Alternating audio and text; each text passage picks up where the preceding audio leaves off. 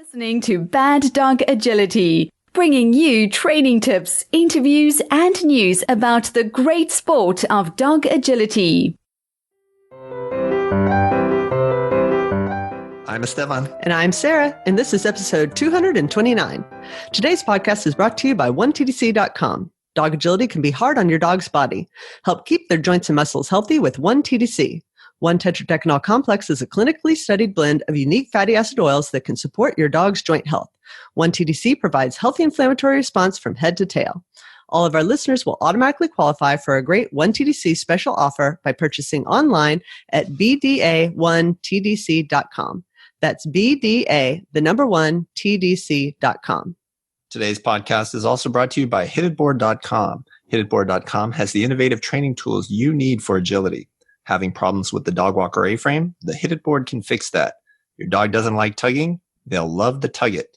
Can't move your A-frame around by yourself? The Move It can. Go to hititboard.com and use discount code BDA10 to get 10% off your order. That's hititboard.com.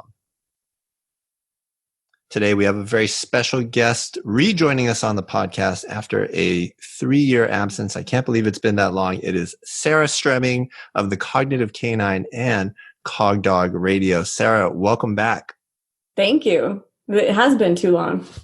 I really can't believe it's been 3 years. The exciting thing is the reason we had you on 3 years ago is that you had just started your podcast.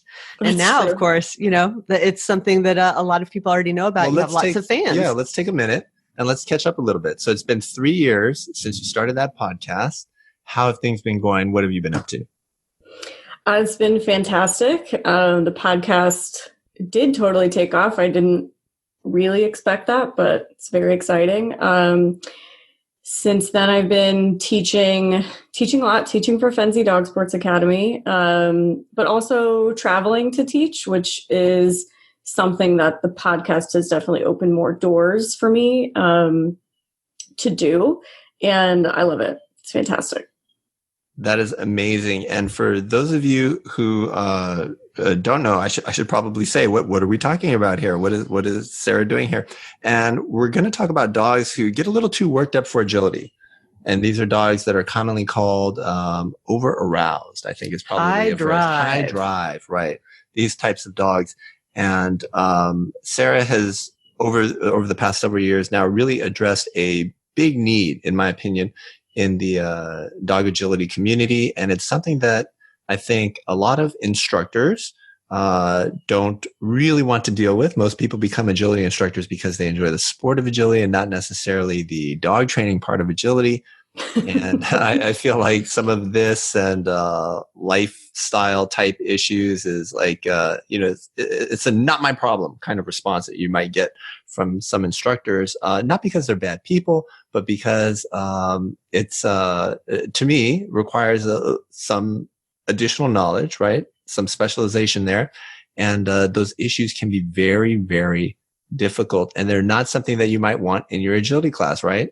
Right. And I think that also it's the kind of problem that we're going to see more in agility because a lot of people want high drive dogs. There is high drive and that correlates to speed, but it also correlates to some other issues, issues dealing with your dog in these high arousal environments, possibly reactivity or aggression, and all of that comes together in the sport in a way that I think is not necessarily true of a lot of other dog sports.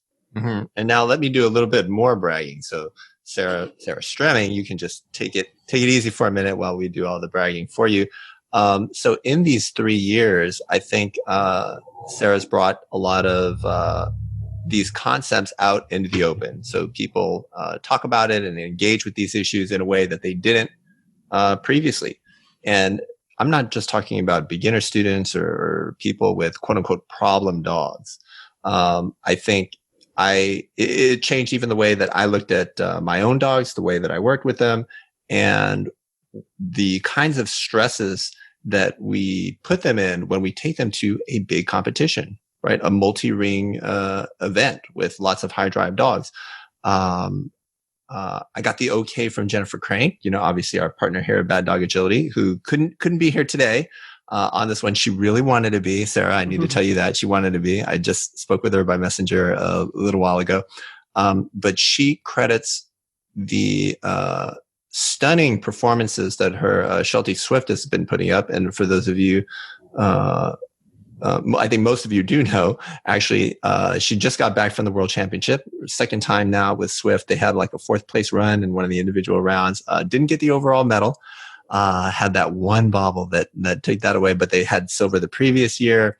You know, Swift had a tremendous nationals, and Swift was a dog that she felt has really benefited from some of the things that Sarah Stremming was teaching her, that she learned about from Sarah.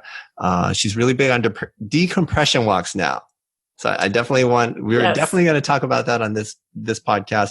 For those of you who are listening, if you have never heard of a decompression walk, you're going to find out what that is, and why Jennifer Crank thinks it's one of the secrets to her success. And, you know, I've incorporated a lot of that into my own management of dogs in these trial situations.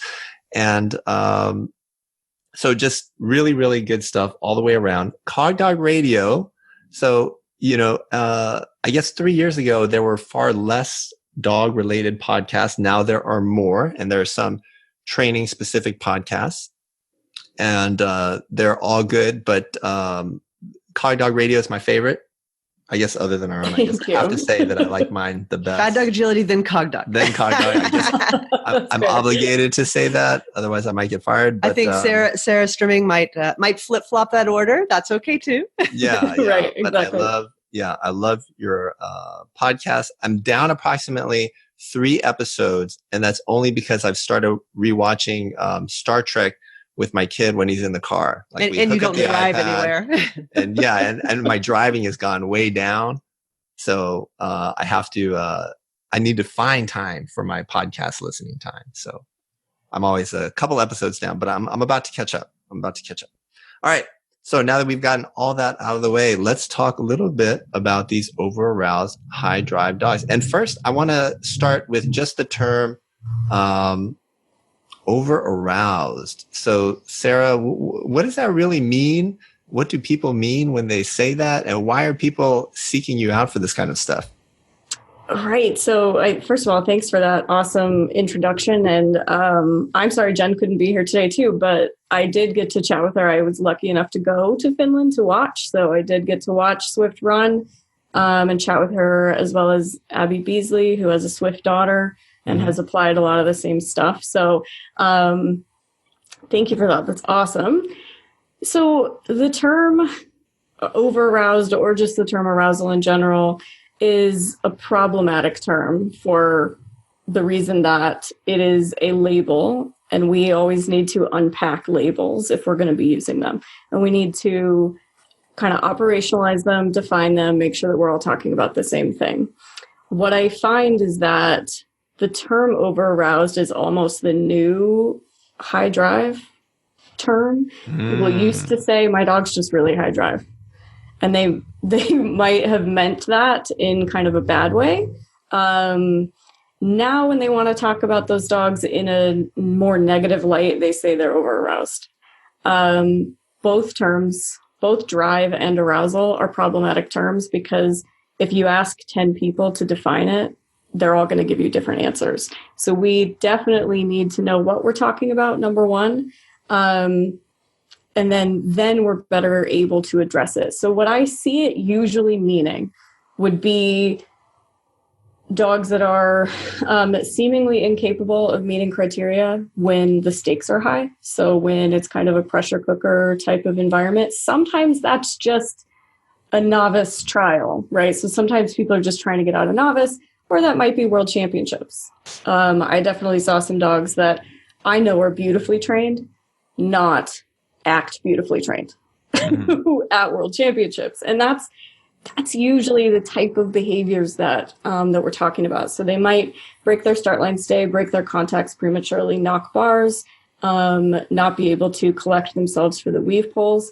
And then more and more, what I'm seeing and needing to address is also aggression types of behaviors, specifically sometimes towards the handler. So biting or body slamming the handler happens a lot at the end of the run. And there are a lot of really, really skilled handlers who kind of just take the bite and smile and push their dog off and then get to the leash. But then you have these kind of normal people who are like, oh my God, the dog's biting me. What am I going to do? So body slamming and biting, sometimes mid-run, usually when a mistake occurs and there's a reason for that. Sometimes after the run, there's a reason for that as well. And then certainly some ringside aggression types of behaviors. People like to say the word reactivity because it's kind of a euphemism for behaviors that are really on the same spectrum as anything that we would categorize as aggression. But aggression and reactivity are both labels also, so we need to unpack those too. So I usually just say barky, lungy behaviors because they are usually at the end of their leash barking and lunging. And definitely, as I was watching World Championships, you see the next three teams lined up right there. They've got kind of a unique entry to the ring system. And yeah, I'm watching the next three dogs bark and lunge the entire time the dog ahead of them is running. And whether or not that's a problem is really up to the handler and the dog and the competition settings that they compete in. In the United States, people don't really love that kind of behavior. And we do, especially our AKC trials tend to be really packed and really congested. And so those kind of behaviors do get you into trouble. So sometimes it's those behaviors. If those behaviors exist largely in agility, but also outside of agility, then we're talking about a much bigger problem. But some dogs really are only barky, lungy at agility. So specifically the mid-run stuff, the biting or jumping at the handler, or sometimes like Shelties will spin and bark, not just Shelties, but a lot of Shelties, right? Sure. Right. There could be spinning and barking. There could be biting and body slamming. There could also be running away, taking just running off and taking other equipment. I've had way too many clients whose dogs, specifically they've all been border collies, have just run to the teeter and done what I call infinity teeters, so just back and forth on the teeter. Some of them bite the teeter. I had a Sheltie client that would attack tunnel bags. So those are aggressive behaviors too, but they're kind of displaced. It's kind of on something else. So those are the types of behaviors that we're seeing. And specifically what it all kind of narrows down to is that for most of these people, these behaviors are either non-existent or muted in training. And then in trials, they tend to be a huge problem. Right. And that I can usually just chalk up to the fact that they're band-aiding it with reinforcers in training. So because they can. So anytime there's a mistake in training, they give the dog the tug instead of take the bite, right? So you're actually training the dog to bite something in that moment and then not giving them anything to bite when you're on course. So things like that, I find that they're masking these behaviors a lot with reinforcers, as well as just the plain and simple fact that when you go to a trial, it's a more heated, more charged environment for sure than most people are training in. That is super interesting. I like how you've divided that into kind of a technical side where there are training issues and how we do things and how and when we reinforce. But there's also the psychological component as far as how we view and understand our dogs. And I think this is where people might describe their dogs as quirky, or they do these odd things like snap at the tunnel bags or go back and forth on the teeter. And they may even laugh about it or video it and tell their friends about it, and everybody knows about that dog. One thing that really jumped out to me was you're talking about the body slamming and the biting and the nipping. I think we've all kind of seen that. We've had dogs like that. The dog that I most recently worked with, who's now retired, Gitchy, the golden retriever, when I first got her, was big time on that. She would jump up and take a chunk out of your arm. And you'd ask the handler, like, hey, how long has she been like this? And does she do this all the time? Yeah, she does it all the time. It's just what she does. It's because she's a high drive dog. I said, this is not I'm not good with this. Like we can't, I'm not going to run her like this. We're going to do something about this. We're going to give her something to do.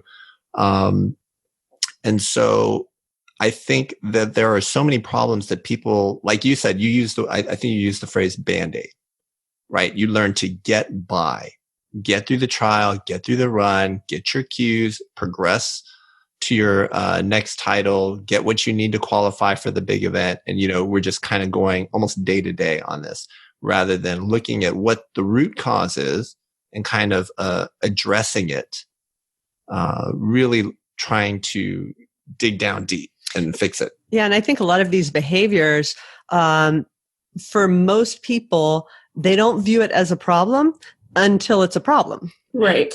It's like, it may be there, but if it doesn't cost them a run, if it doesn't cause any particular problems, then it's not something that they're going to be too worried about until that moment when they can't get through a course, when the dog is, breaking criteria or running out of the ring or anything like that.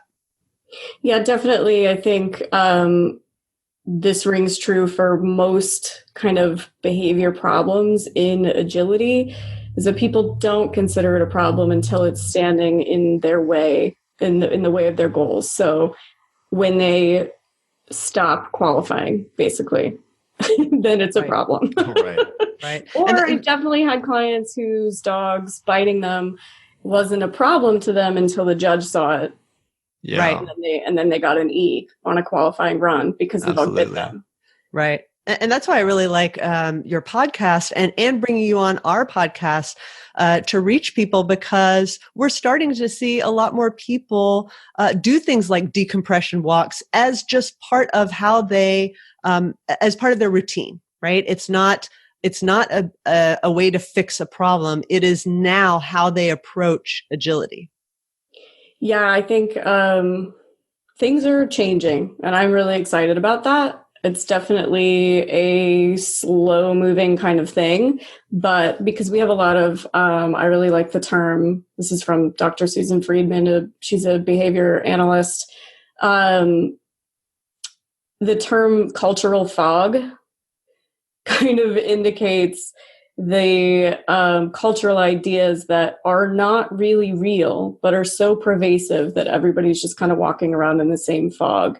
And one of those big problem cultural fog kind of ideas is that we need to control 100% of our dog's access to reinforcers in order for them to actually work well for us. And so that means that people are not taking their dog into the woods and unclipping the leash and letting them run and sniff and be a dog, because they think that then the dog is having access to maybe wildlife or other dogs or just the trail itself, and that has nothing to do with the human. And so then they don't want to do it. Decompression walks, as well as other kinds of environmental enrichment, are really important for your dog's mental health overall. And when I say enrichment, I mean things like feeding out of a puzzle feeder instead of a bowl, or letting your puppy shred junk mail, or a snuffle mat, which is one of those kind of long, what do I want? Like long, it's like a shag carpeting piece of thing, basically, that you put kibble down in that they can sniff through and find. And so just providing them things to do with their brain that doesn't have anything to do with you sits poorly with a lot of people in our sport, because we've been taught for so long to always be the thing that produces the reinforcement. And you do need to be your dog's highest value reinforcer. You do need to provide those things. I'm here to tell you that letting them run free a few times a week out in the woods or a field, and letting them eat out of a Kong or a puzzle bowl or dig through a cardboard box to find their meal is actually only going to enhance the training relationship, because the dog will be in a much healthier mental place instead of this dog that is really deprived of using its brain and its mind. And that's a huge problem, especially for the dogs that we select and breed for agility, because they have a lot of brain power because we like them like that. But then we expect them to continue to just be kind of a couch ornament until it's time to train. Mm-hmm. And that's not fair. So having them be really well fed in all varieties, meaning that they have adequate exercise that is not throwing a chuck it ball, because that's just another high arousal activity, just like agility. As well as the fact that it's a little bit dangerous Right. for your agility dog. Right. My partner, Dr. Leslie Ide, calls it the cruciate stick. So,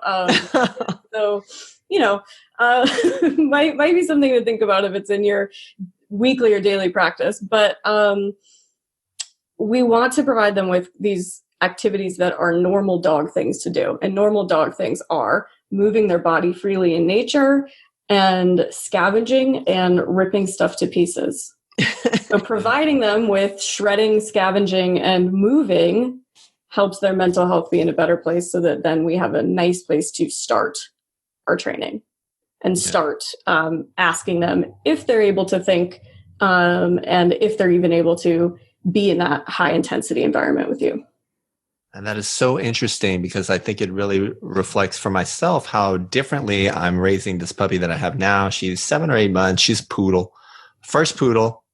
We'll see if she's the last poodle. She reminds me a lot of the Rottweiler. They're very really different does. from golden retrievers. They're very different from border collies. And Snuffle Mat, yes, her food. She gets it in one of those, those bowls that look like a maze. The slow eater thingy. Mm-hmm. Yeah, I don't know what they're called, but she always gets her food there rather than in a bowl. And I was in the computer room just working one day, and I just I crumpled up paper and just threw them out there for her. And she just loved shredding it. Exactly as you said. Yeah. Shredded it. And it was really nice. And then I learned to focus on my work while she was shredding. It's okay. Of course, you got to clean up. 30-second increments of work. Yeah, 30-second blocks. Right. It's like the Tabata of work. 20 seconds of work, 10 seconds of puppy management, 20 seconds of work, 10 seconds of puppy management. She is so interesting. But the point you made about the culture, I think, is a very, very big one, because it really held sway, I think, for a long time. I think it still holds sway in many parts of agility, at least here in the United States. But US, Canada, North America, very much, the idea of controlling resources. And I think also, like, it worked, like, to some large extent. Yes. Like, it was very effective, right? So people had success. People who had issues with their dogs were doing that. Kind of the the nothing in life is free type mentality. It produced good results for a lot of people who were really struggling, right? And so I think that kind of let people latch onto that, and and myself included, right? So I had this border collie. Now she's 8, and she had kind of been raised along those lines. Mm-hmm. And I see, and now that she's older.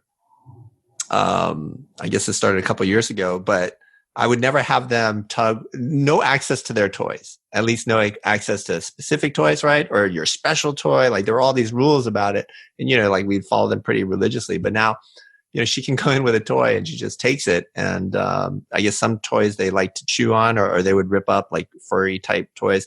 Other toys are just going to leave there. But if I, put my hand on the doorknob for the back, and they think we're possibly training, then they're going to snap up the toy and think, okay, we're going to get out there. We're going to train. I'm going to interact with you. But it didn't seem to break her. Like, she still retrieved for me 100% of the time. She still tugged with all the same vigor that she did. The agility part looked perfectly fine. And so it wasn't the end of the world when I would leave these toys with her, or leave them out, things like that. And then you start to push back on, I think, little by little, all the things that you were told, and like, what is really necessary here, right? And so definitely. And I think that a couple of things. One, your comment that it seemed to be working is definitely true, and something that has happened in the last. I've been doing agility about almost 18 years, and in the last 10. I have, maybe 12, watched the breeding of dogs specifically for this purpose really skyrocket. It used to be a very small subset of breeders. In Border Collies, it used to be actually difficult to get one to do agility with because of the herding trial people didn't want you to have one because these agility people are ruining the breed. Right. That's still definitely true in a lot of those circles. But sport Border Collie breeders are a dime a dozen actually now. And that didn't used to be the case. And you can't actually, agility is not a natural behavior. So you're not actually breeding for it. So you have to pay attention to what are we actually breeding for then. And the traits that I'm seeing that are coming out of these lines include that just really high intense drive to bite and tug on a thing. That's a big part of it. That's not actually something that is a natural behavior in a true working type Border Collie because they're not actually supposed to bite stock ever. Right. They herd differently than they herd with their eyes. So we used to, I mean, we have in our house 2 older dogs that are just straight from ranchers, no sport dogs behind them at all. Both of them really phenomenal agility dogs, both of them great tuggers, both of them, it took a little bit of work to get them to want to play. And when I say work, like it wasn't a big deal. All puppies like to play. It wasn't a huge deal, but it was some work. Versus You get to the airport, you open the crate, the thing comes out and latches onto the fleecy tug that you brought to the airport. Right. That's what you're buying now from a lot of people. That's not what you used to get. And when you get behaviors like that, you get tag along behaviors. You basically were just breeding dogs that have, the way that I like to describe it, bigger feelings than dogs that we used to breed. Same with golden retrievers. I mean, that's actually a classic example because 20 years ago, I mean, you could get a field bred golden, right? That would probably be the one that would excel with barking in dog sports. But now there are so many people breeding quote unquote performance golden retrievers, right? And they're completely different from your show type goldens. As well as I think the field type goldens that I've worked with, they're an entirely different subset. So we're getting dogs that want to tug, want to bite, want to run fast, want to do all of these things. And then we're putting them in the exact same protocol that we had before for dogs that maybe didn't necessarily want to do all those things naturally right away. So controlling the resources for those dogs may have worked better then and may have been more important then. Whereas we kind of have 2 puppies. One is 18 months and one is 7 months. And the 7-month-old is a sport bred dog. And we have toys everywhere, but that's never a problem. I mean, present him with a toy, he wants to bite it. That's not a question or a problem. Versus the little bit older puppy is a little bit different lineage, and it's kind of taken him a while to turn on to toys. And so I think you'd always need to look at the dog you're actually training, and rather than following a really specific protocol that is old and has been used for a long, long time, say, do I actually have to do that this time? Is that actually important? Because when you deprive dogs that, for better or worse, have been bred to want to bite and tug of that, I think, go to an unhealthy place for them rather than just building a great working dog, the way that kind of people think they're doing when they deprive them of those things.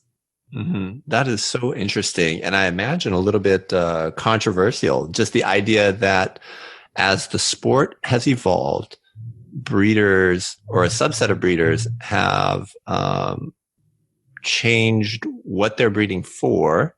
And so you really do have dogs that are evolving with the sport, like entire lines. And of course, you talk a lot about border collies, but that makes sense as border collies, numerically speaking, dominate this sport, and with good reason. Right. Well, and Shelties, I had a great and interesting conversation with Jennifer about Shelties because we're there in Europe and Finland. We're looking at Shelties that are pretty different from the Shelties that we have in the States. So, and we were watching and a dog was running and it wasn't from the States. And she went, well, that looks like an American dog. Look how it's running. And, she's a person that's interested in producing Shelties that are faster with a little bit more go in them. And so it's definitely happening. It's not my breed, so it's not something I've observed as closely. But 5 or 6 years ago, you guys, I never had Sheltie clients. My inbox is full of them now. And that's interesting. Alone, I mean, the Sheltie that was biting the tunnel, who's she's like this phenomenal little dog. It's just funny and interesting to me that a Sheltie picks up that behavior rather than, a Malinois I would expect it from. Right. So it's happening in, Border Collies are kind of the premier breed, but Shelties are right there behind them. Especially on the world stage, those are the two breeds that we were watching. Wow, that is so interesting. I never thought about that, but recently Gitchy's dam passed. Her name was Gree. She died at, I think, 15 or 16. And including grandchildren, I guess, and maybe even great-grandchildren, it's like 50, 60 dogs out there.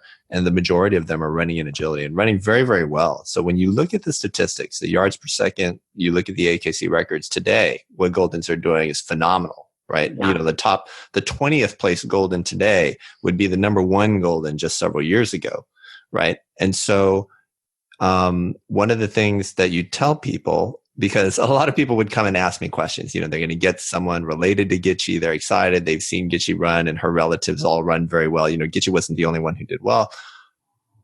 But one thing I would tell them is I would go and look and see what other dogs they had, where their current Goldens were from, right? So this would be like their 3rd or 4th Golden. For some of them, their 2nd Golden. And they want a kind of an upgrade in terms of speed and drive, right? Something that they can do a little better in agility with. They see now that this is possible, that this is out there. And I say, look, it's very different, right? The training that you were doing, the things that you were using with great success for your Mach 5 Golden Retriever from, obedience confirmation lines or even field lines, some field lines are very different from these dogs now. And, I'd give them a heads up. These are some of the kind of behaviors that you are going to get, kind of like a buyer beware situation. Some breeders I think are a little better about that than other breeders for, any particular breed that you look at. But it's interesting that you mentioned that, because even when I think of Golden Retrievers as a breed, that there's been tremendous change, at least here in the United States, in that specific breed. Yeah, and I think that it's not just breeding where we're seeing this. I think that it is a combination of breeding and training. I think the entire agility community has really worked very hard to get more speed and drive out of their dogs. And they've been very successful at doing that, right? The average speed of the dog now is so much higher. So it's almost like going a little too far, or maybe just getting the good drive, getting the good speed, but not understanding these other aspects that are likely to come with it and not knowing how to address them when they do. Yeah. And Esteban, you said a phrase that I use all the time, which is that they wanted to upgrade. Probably the most common student that I have in my worked up course is a person who had great success in agility with a prior dog of whatever breed, and maybe multiple mocks, maybe multiple trips to nationals, maybe the invitational, whatever. And then, but for their next dog, they wanted to upgrade. And so they sought out somebody breed. Either they got a totally different breed, or they sought out a different type of their same breed. And it's interesting because so many breeds have such a strong divide between the most typical type versus a more performance type that it's almost like they're getting it. They may as well have gotten a completely different breed. And it's interesting, and it's good to have those conversations with them. And I always, my cautionary little piece is because I don't try to steer people away from what they want, because that's never going to work.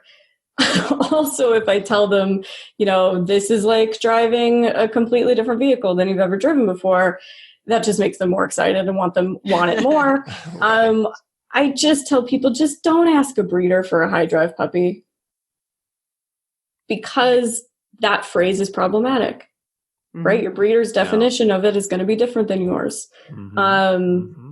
And it's happened to way too many of my students who their really well-intentioned breeder was like, okay, well, you want the drivey one. Well, that's this one. And what they mean is that's the crazy one. Right. Yes.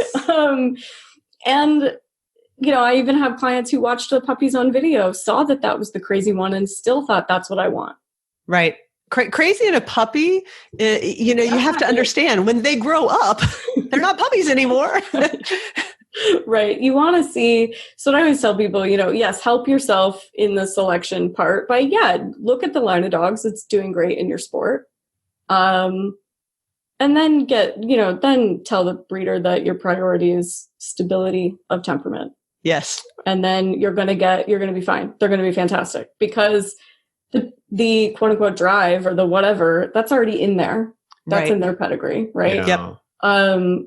You don't need the extra crazy one, because that's the other thing that's happening. We breed hot to hot. You get outliers that are not good. Right. Right. But most of the people coming through, they already have the dog, right? So this is kind of a moot point. Yeah. Good point. It's what can you do better, right? And one of the pieces is that behavioral wellness piece. So decompression walks, environmental enrichment, things like that.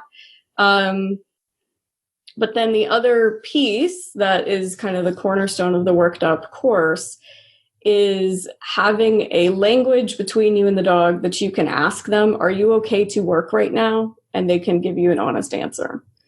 That kind of makes people's heads spin, because they're like, how would you can't say those words to the dog, but Definitely. You can learn to observe their responses to cues as answers to your questions. Right. And, I'll tell you that this was I had a hard time wrapping my head around this. Like the first time I found your articles and was listening to your podcast, this was a concept that was not easy for me to understand. I'm not sure I 100% understand it today, but just this idea of consent, I found myself thinking about my profession, right? My career in medicine, and how we obtain consent from patients, and can they truly consent and understand all the possible risks that we're trying to explain to them, especially in emergency situations. And there's ethics here, there's philosophy, there's some, high level thinking behind some of these concepts. But just in stopping to ask the question, to just even consider it, I think puts you on a really different path. And the key phrase that you had in there was observation. And I find myself observing dogs more closely than I ever had before. Whereas before I kind of observed for behavior. Is the dog doing the stop contact behavior appropriately?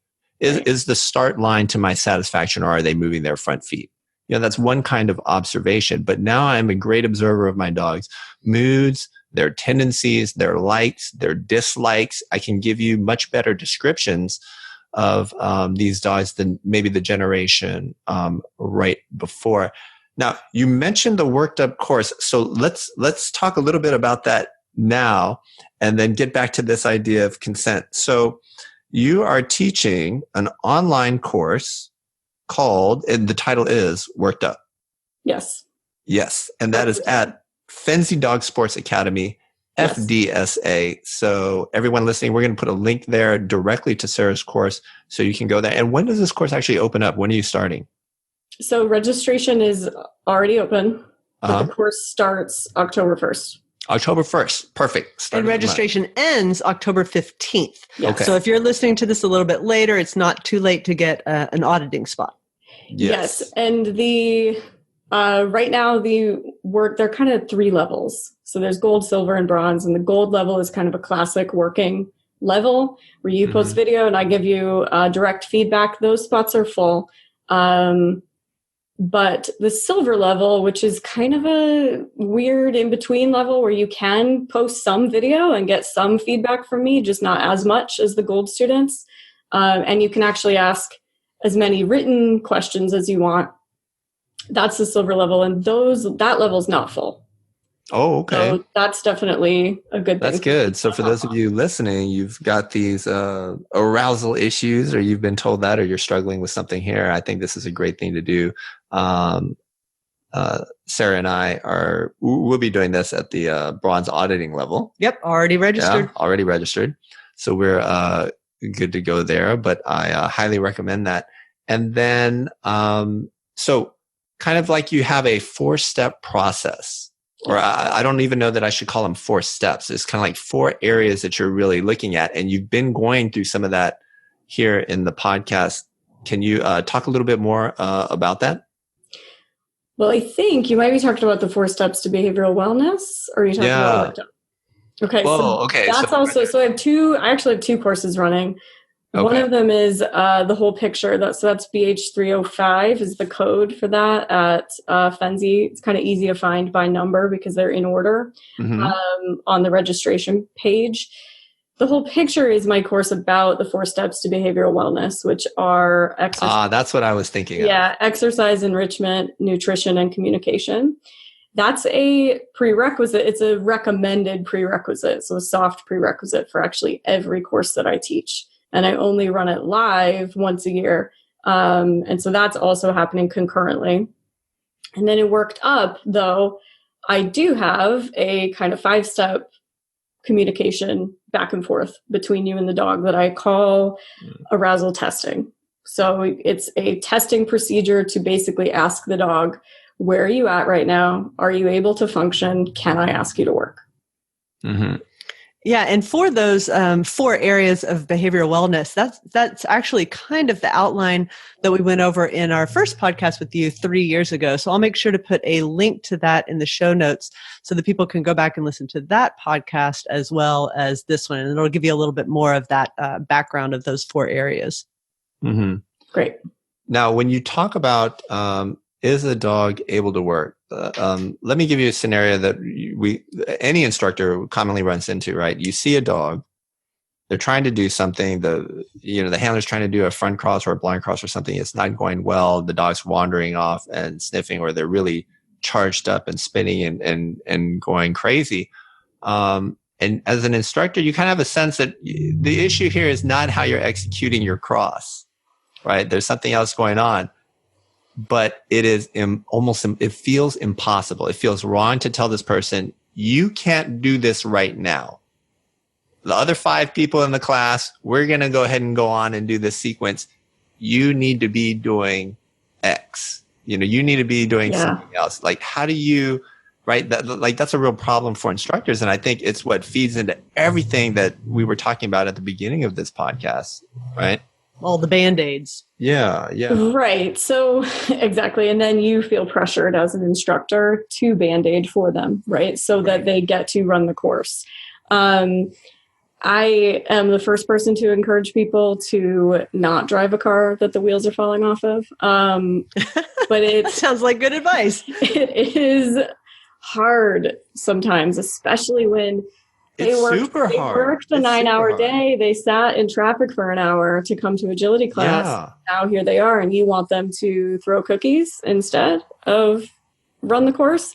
It can be really difficult to convince people to stop and take that step back until the problem is so insurmountable for them that they experience relief actually when you tell them to step back. But what's really cool is that when you open that line of communication and you have them start to ask the dog the right questions, they can usually get back to doing some sequencing pretty quickly. Mm-hmm. It just may not be the 2022 obstacle course that everybody else is doing right away. But I do offer in the course things that essentially are Band-Aids. So I call them arousal soothing things to do. So, and I label these things arousal testing and arousal soothing to help people kind of go, oh, okay, these are the times when I would use this. What they really are, especially the soothing procedures, what it really is just bringing the dog back to reinforcement in a way that's productive for continuing the run. Because usually what people want to do is latch the dog on a tug, bring the dog back to reinforcement that way, or just be a Pez dispenser and feed the dog and bring the dog back to reinforcement that way, if they even understand that bringing the dog back to reinforcement is what they need to be doing. But we have better ways of doing it. We have better ways of bringing them back to reinforcement that kind of resets the dog's head, basically, and allows them to come back up after they're done eating. The most common one that most people know about that I say is to throw a handful of food that I call it a scatter. So just dropping a handful of food on the ground for the dog to sniff around and eat brings them back to a different place from where they were. Because sniffing is incompatible with all of these behaviors that we're talking about. It's incompatible with barking, lunging, body slamming, biting. There's a reason the dogs can't do both at the same time. So when you say, okay, dude, engage your sniffing, what I observe is that then they come up with calmer behaviors and better responses. So that's just one way that we might soothe them in the moment. And then the other thing is that the bottom line is that most of these behaviors, there's a reason that they happen when mistakes happen on course. And that's because, call it what you want, I'm going to call it a frustration response. That's because the dog's pathway to reinforcement when you make a mistake becomes unclear. And what occurs then in that moment is actually an extinction trial, essentially. So the dog's on its way to reinforcement, it thinks, and then you cut off reinforcement. What happens when we put the dog into an extinction trial? Perfect example would be trying to let a puppy scream it out in a crate. What happens then? What's called an extinction burst, which is an explosion of behavior to try to get at reinforcement.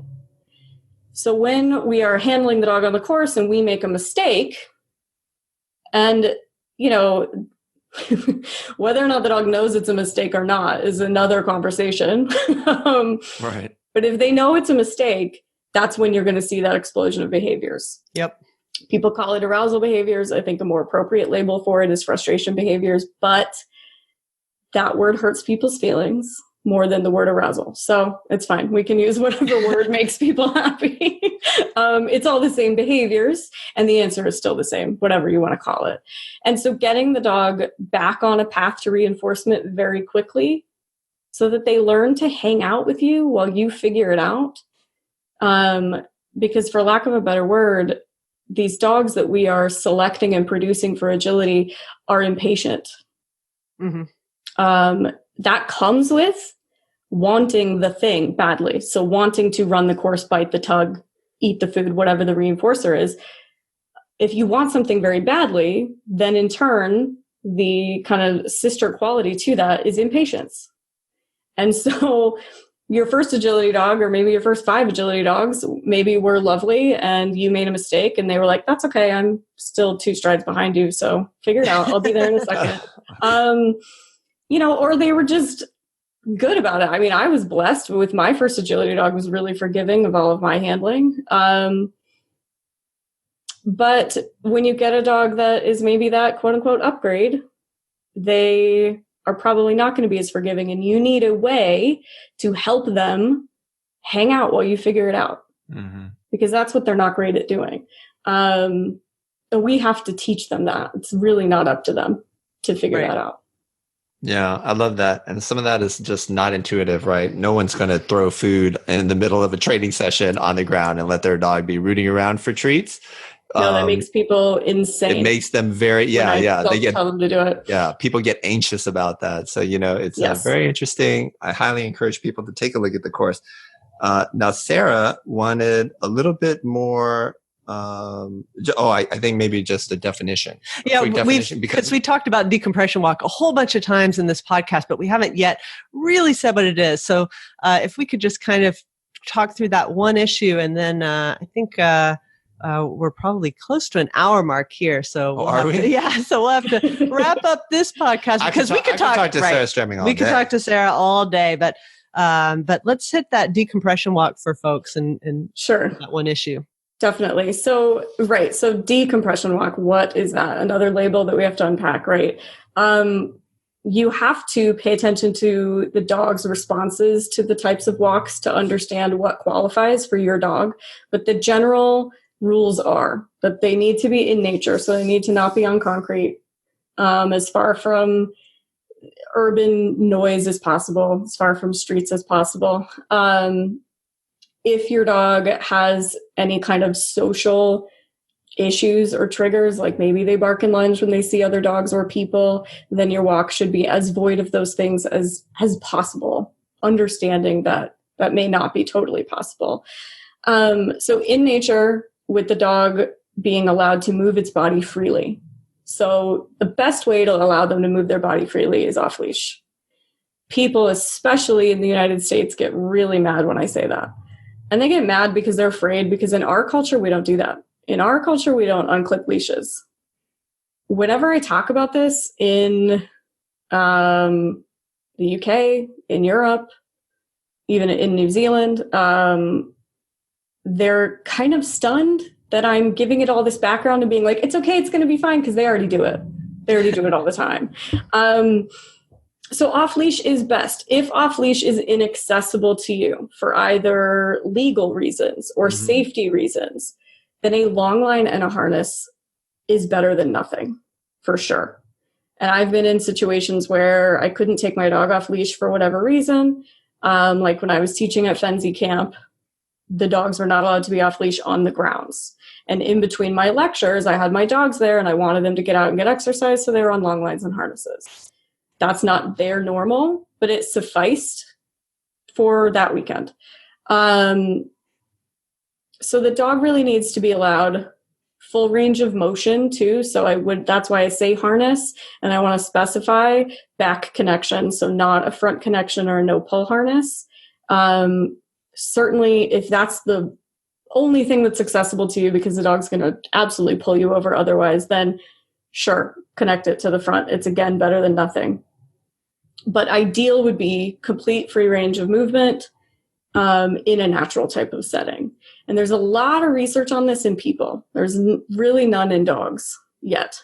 But in people, it's pretty clear that getting out and being around nature, being near trees, being on dirt or grass, has really vast implications for mental health. And if you just Google nature and mental health, you will find a lot of studies, a lot of different researchers all over the world really looking at this critically. And so it's good for you too. But it's something that they really, really need. And I believe strongly that they need it, and we don't give it to them. And what you want to do is say, here's some problematic behaviors that I'm experiencing. And I'm going to start doing decompression walks, and I'm going to watch and see how many of those I can just check off, because now the dog is actually having adequate exercise that is actually appropriate for their species, because marching around on concrete on a short leash is not. Again, if that's the only walk your dog's going to get today, then that's fine. But shoot for a more decompression type walk the next day if you can. All right. Well, I guess I'm going to have to be the mean mom in the group that calls time and says that we have to stop this conversation now, looking at the clock.